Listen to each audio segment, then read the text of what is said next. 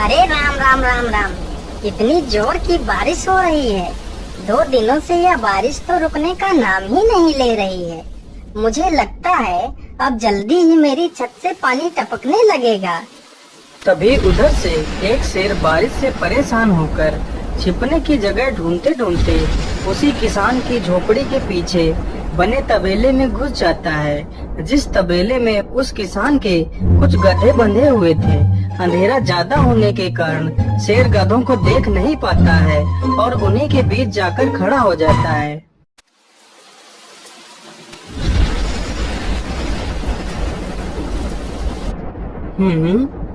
यहाँ से तो किसी मनुष्य की आवाज आ रही है।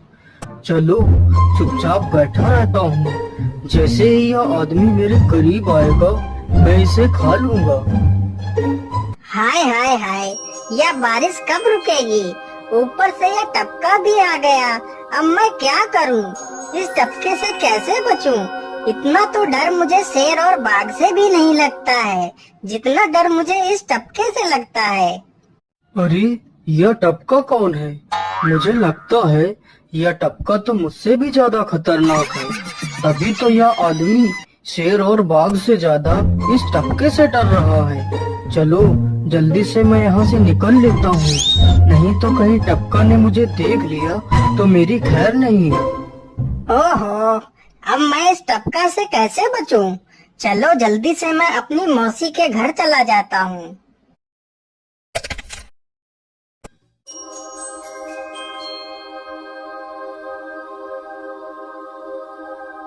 अरे चल चल गधे की औलाद, यहाँ पर छिपा हुआ बैठा है। अरे चल जल्दी। अरे ये क्या, जिसका डर था वही हुआ। यह टपका तो मुझ पर हावी हो गया।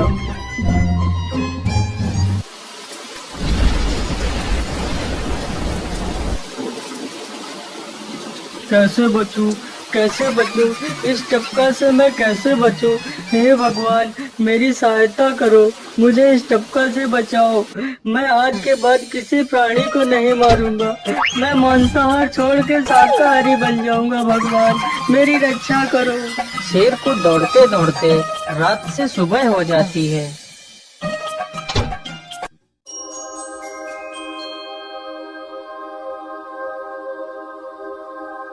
अरे देखो देखो, यह तो शेर की सवारी कर रहा है। अरे हाँ, सच में ये तो शेर की सवारी कर रहा है। इसे तो डर भी नहीं लगता है। अरे उधर तो देखो जरा, यह आदमी कितना बहादुर है। यह आदमी तो शेर की सवारी कर रहा है। जिस शेर को देखकर हमारी धोती आगे से गीली और पीछे से पीली हो जाती है, यह तो उसकी सवारी कर रहा है। ये गांव के लोग भी ना पागल हो गए हैं, जो इस गधे को शेर। अरे बाप रे, यह तो सच में एक शेर है। हे भगवान मेरी रक्षा करो, शेर तो मुझे खा ही जाएगा। राम राम राम राम राम। अब क्या होगा? इस शेर से कैसे बचूं? अरे यह तो एक बरगद का पेड़ है। यही अच्छा मौका है, जल्दी से इस बरगद की जड़ पकड़कर ऊपर चढ़ जाता हूँ।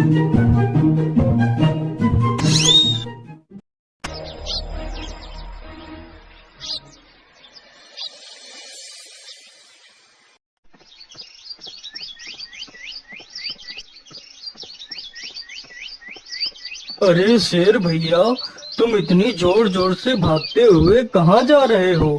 आप तो बहुत डरे हुए लग रहे हो। आप तो जंगल के राजा हो, आपको किसका भय है? टपका, वो टपका मेरी जान के पीछे पड़ा है। अरे शेर भैया, जरा मुझे बताओ वो टपका है कहाँ? अरे भालू भैया, वो टपका मेरी पीठ से उतरकर उस बरगद के पेड़ पर चढ़ गया है। उसने मुझे रात भर खूब दौड़ाया है। वो तो भगवान का शुक्र है कि मैं जिंदा बच गया। चलो शेर भैया, मुझे उस टपके के पास ले चलो, जरा मैं भी तो देखूं आखिर ये टपका है कौन। अरे नहीं भालू भाई, बड़ी मुश्किल से तो मेरी जान बची है। मैं अपनी जान फिर जोखिम में नहीं डालूंगा। तुम्हें जाना है तो जाओ। अच्छा अच्छा, ठीक है शेर भाई, तुम यहीं रुको। मैं अभी बरगद के पेड़ पर देख कर आता हूँ। आखिर ये टपका है कौन? जाओ जाओ बच्चों, जब वो टपका तुम्हारे ऊपर हावी होगा तो पता चलेगा। अरे कहाँ है यह टपका जिसने राजा जी की हवा टाइट कर दी? चलो इस पेड़ पर चढ़कर देखता हूँ। अरे बाप रे बाप, शेर क्या अकेला कम था, जय भालू भी आ गया। मुझे लगता है कि आज मेरी मौत निश्चित है। भालू पेड़ पर उल्टा होकर चढ़ने लगता है। तभी किसान और तेज से कांपने लगता है। कांपने की वजह से किसान के हाथ से छड़ी छूट जाती है और उल्टा होकर चढ़ रहे भालू के पिछवाड़े पर जा लगती है। भालू धड़ाम से जमीन पर गिरता है।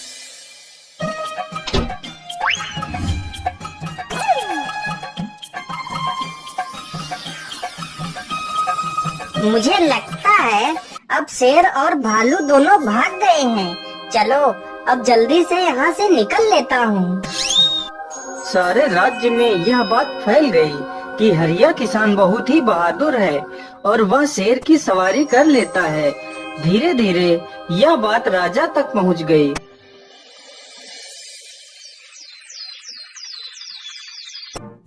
महाराज, क्यों न हम पड़ोस के गांव से हरिया किसान को बुलवा लेते हैं। वह बहुत ही बहादुर है। उसके बहादुरी के चर्चे तो पूरे राज्य में हैं। मुझे पूरा विश्वास है वह इस काम को जरूर कर सकता है। वह इस दुष्ट शेर को जरूर पकड़ लेगा। सैनिकों, हरिया किसान को आदर पूर्वक हमारे दरबार में पेश किया जाए।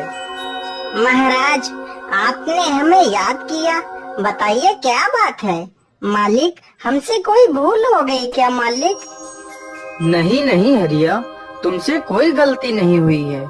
यह कुछ लोग पड़ोस के गांव से आए हैं। इनका कहना है कि इनके गांव में कोई दुष्ट शेर आ गया है जो इनके पशुओं को उठाकर ले जाता है और उन्हें मारकर खा जाता है। हमने तुम्हारी बहादुरी के बहुत सारे किस्से सुने हैं। तुम बहुत ही बहादुर हो, इसलिए मैं तुम्हें उस शेर को पकड़ने की ये जिम्मेदारी सौंपता हूँ। अरे बाप रे बाप, उस बार तो मैं शेर के हाथों बच गया था, लेकिन इस बार मैं नहीं बचूंगा। अगर मैंने महाराज को सच सच बता दिया तो झूठ बोलने के जुर्म में मुझे फांसी पर ही चढ़ा देंगे। अरे हरिया, तुम मन ही मन क्या बड़बड़ा रहे हो? कुछ नहीं महाराज, कुछ नहीं।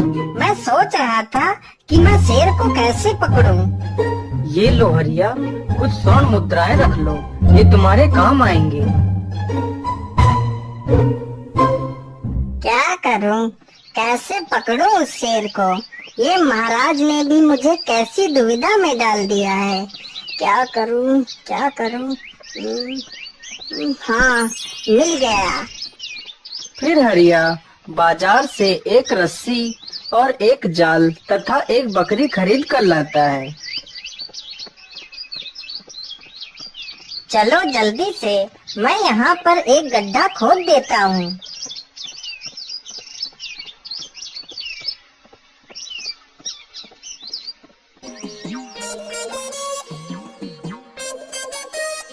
गड्ढा तो खोद दिया। चलो अब जल्दी से इस बकरी को रस्सी से बांध देता हूँ। हरिया ने बकरी को रस्सी से बांधकर गड्ढे में खड़ा कर दिया और जाल को लेकर पेड़ की डाल पर बैठ जाता है। थोड़ी ही देर बाद जब बकरी को भूख लगती है तो वह चिल्लाने लगती है। अरे, यह तो बकरी के चिल्लाने की आवाज है, लेकिन यह आवाज आ कहाँ से रही है? आसपास तो कोई नहीं दिख रहा है। मुझे लगता है यह आवाज उस पेड़ के पास से आ रही है। चलो चलकर देखता हूँ।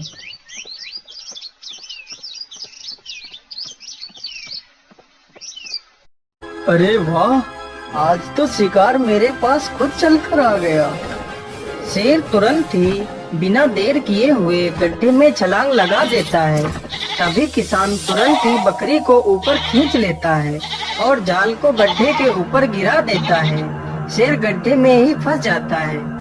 यह देखकर गांव के सभी लोग बहुत ही खुश हो जाते हैं।